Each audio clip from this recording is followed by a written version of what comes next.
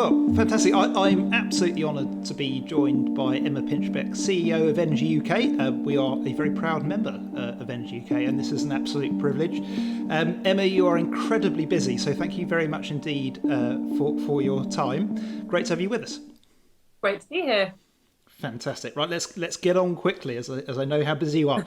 So first thing, and you may have noticed, there's as we talk about, there's rather an energy crisis, and indeed that's one of the things that is keeping you rather busy. So the first thing I want to ask you is, how do we fix this? I understand the real issue at the moment is the cost of gas, that we run a lot of our economy on that. And I appreciate this is a big topic. There's regulatory issues, etc. So I'm going to split it into two broad categories. The first is the medium to long term. How do we fix the energy crisis? Then I'll ask you for a shorter term fix.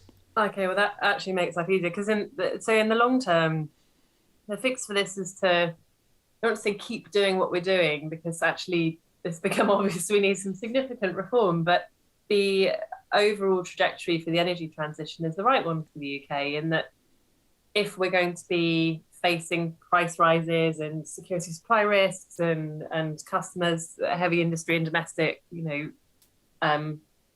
rationing their supply because prices are too high on the international market, the long-term solution to that is to get off the international market for gas. And in that sense, what the government's doing, which is pursuing an energy mix which includes incumbent low carbon generation, domestic low carbon generation, is the right one. So, in the 2030s, if we've got a mix that's nuclear, renewables, maybe some abated gas, BECCS, all stuff that's onshore with their interconnection, that is a much more resilient system in the context of volatile international gas prices than the one we currently have, where we're importing, 50% of our electricity mix is gas, and where we've got a lot of gas in our homes too. So long term, get off gas. And you want to ask me about the short term too, but I am, and you mentioned a lot of reform is required as well, and I appreciate that could take probably the next 4 hours. But very quickly, what sort of reforms would you like to see? I'm also clearly not feeling very coherent this afternoon. It's good news to you. In terms of reform, look, the thing that gets overlooked all the time in energy policy is the retail market. And that's become very obvious in this moment because even in my job interview, the chairman of Energy UK said to me, look, the really fragile, critical, difficult bit of the job is going to be convincing regulators and government that retail is a valuable part of the picture, and also that the regulatory framework is prohibiting anyone making any money. So the sector is incredibly fragile. And that's bad news for innovation and net zero, because point others want to supply energy services to customers, and the future of the energy market isn't just low carbon big kit, it's also new services, new technologies on the demand side, and the suppliers are right in the middle of that transition. And so if they can't innovate, let alone make money in normal times, that's a real problem. So the really big immediate reform has to be to have a look at the retail market from top to bottom. People want to talk about the price cap, but that's just kind of one piece of a much bigger puzzle for retail. So that's the first thing. And it's got to be done fairly immediately, I think. And then the other thing, short to mid-term, is there's lots of conversations going on about the actual mechanisms for transition and affordability, and the government set lots of strategies for transition, but we haven't had the policy. And I'm slightly worried that the current media narrative will cause them to blink on things like the heat and building strategy, or, cause them to prioritise resources away from, say, an energy bill next year. So just kind of actually getting on with the job in the next year or so and getting policies into implementation phase. And lastly, this is quite an emerging debate, but aside from retail, which is obviously struggling, there is now a conversation about what we do about high energy prices for if this doesn't settle down or if we think it will happen again. That's a very complex discussion we don't have much time for, but suffice to say, that a lot of the focus always goes on to steel and the energy intensive users. But if you're a generator who's having to buy prices on the market, it's difficult for your business too, with resulting security of supply challenges. So I think we need to have another look at our resilience. Yeah, I talked to a couple of analysts, and one has said one of the major issues here is that, I mean, there's been a reduction of supply in Europe, but also we've all tried to move away from coal and move towards gas as a kind of intermediate. Well, China's doing the same, and that feels rather. That's not really a short-term issue, shall we say? No. So there are some potential concerns there, but I don't want to get too bogged down. No, look, you're right. It's gonna. I mean, we've been saying for a long time fossil fuels are volatile, and as you constrain demand for them or switch to other technologies, that volatility increases. I think it's a perfectly rational argument to say this is not a one-off. The severity and duration of it may well be because we've got this combination of international factors. But as you say, China's doing what China's doing, Russia's doing what Russia's doing.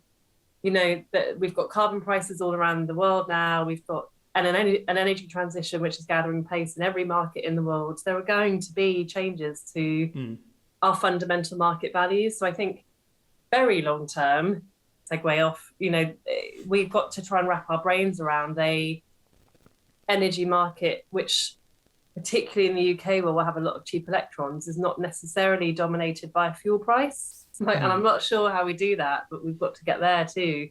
So, I've got an idea in one particular market about getting away from fuel price and dominating it with electrons, but that might be a slightly solipsistic view on that one.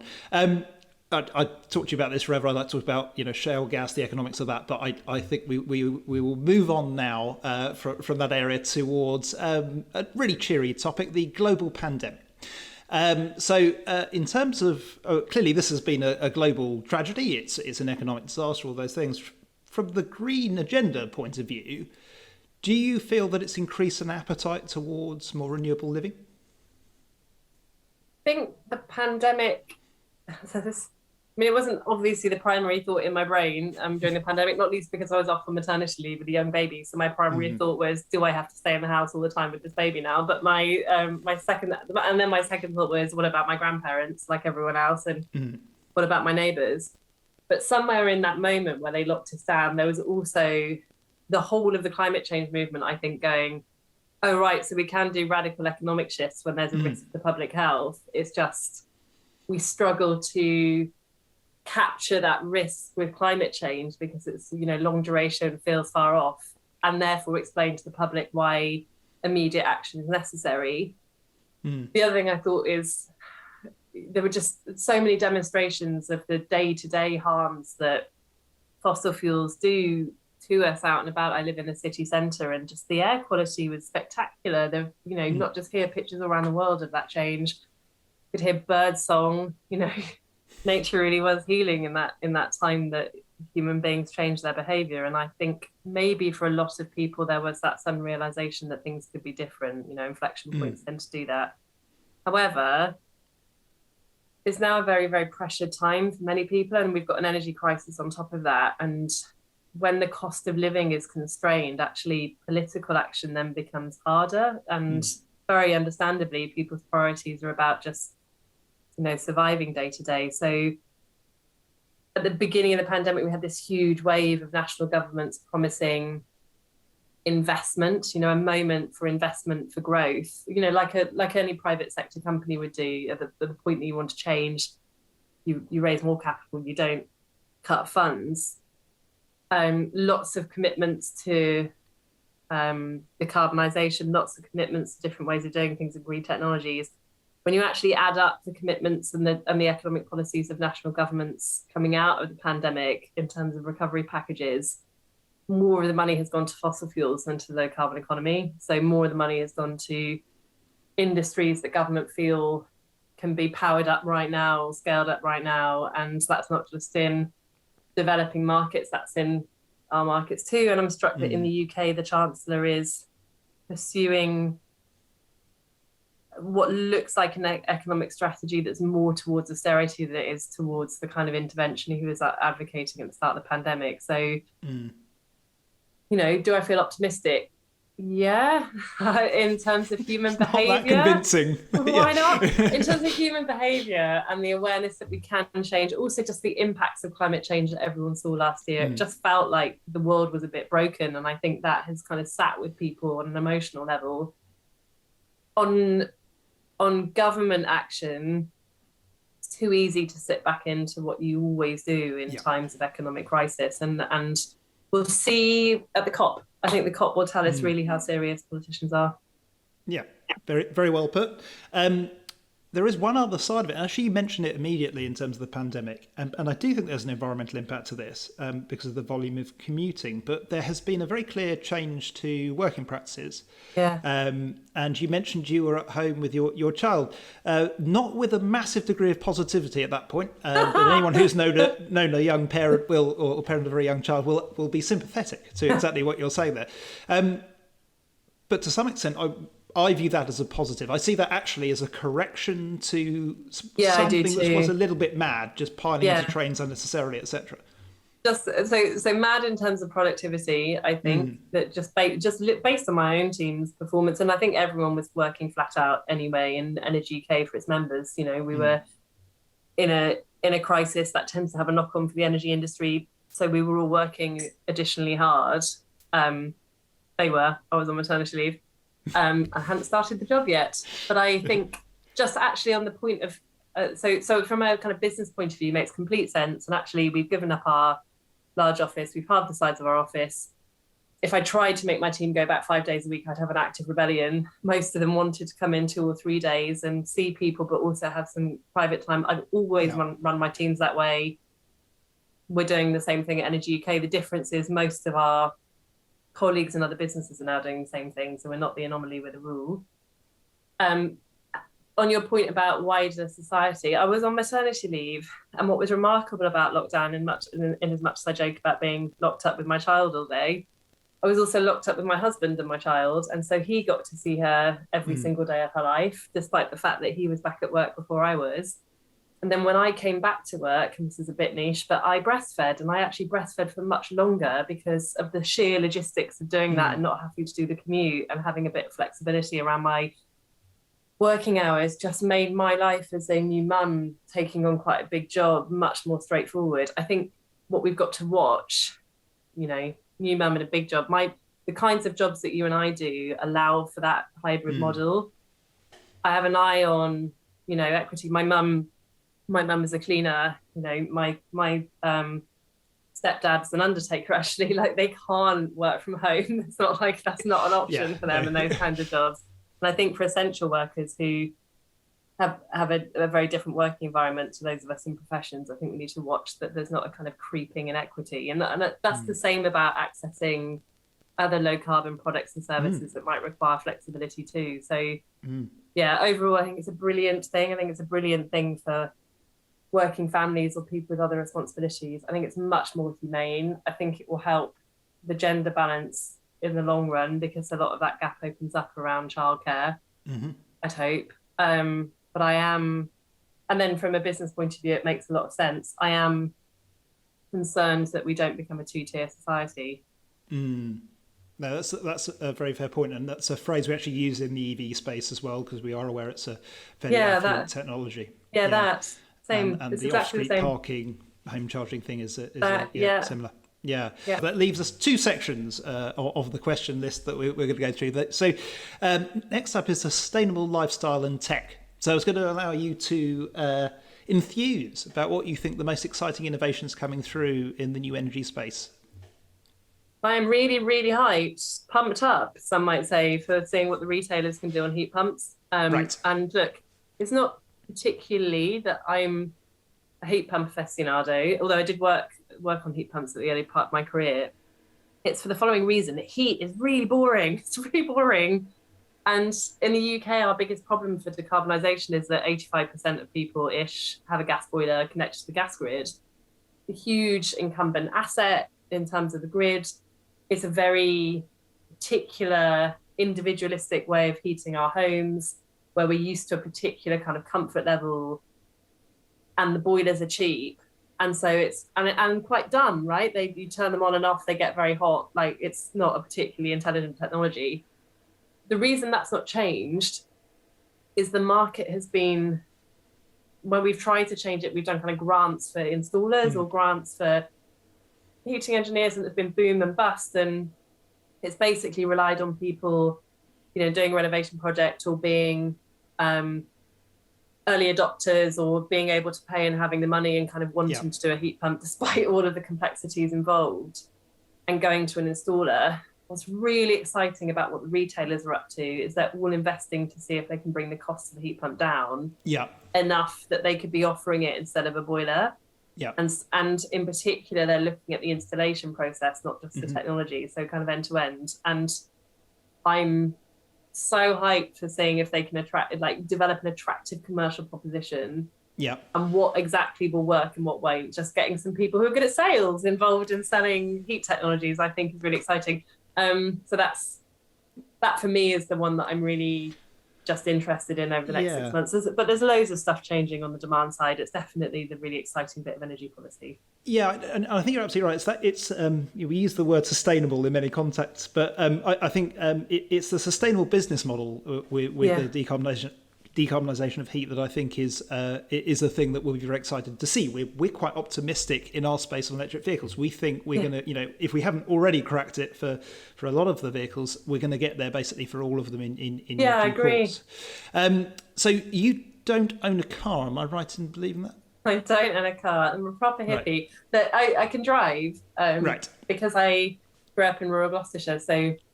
And I basically had to get a driver's license to get my first job when I was on my gap year working, and like in Gloucestershire. So I can drive. I do occasionally drive. We rent like on a car sharing scheme from time to time, usually an EV or something like that. I would hope but so. We don't have a car. Yeah. No, which is even more sustainable, right? We can't beat that, right? Travel from damage to the earth, Yeah, and also I live in the borough in London, which has invested most in cycling infrastructure, which has made a massive difference to our ability to cycle.